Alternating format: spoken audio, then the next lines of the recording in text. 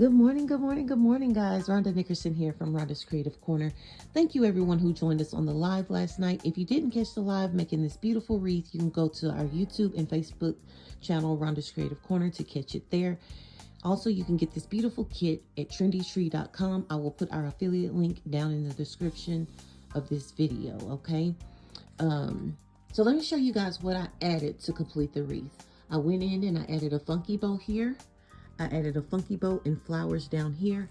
I also added some beautiful little picks here. I also went in and added the beautiful picks that you will get with the kit as well, okay?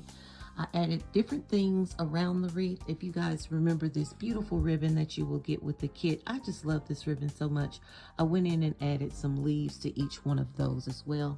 So this is the complete wreath. I hope you guys enjoyed this tutorial. Make sure to go to trendytree.com to get your beautiful kits and other supplies that you need. And talk to you guys soon. Bye, guys.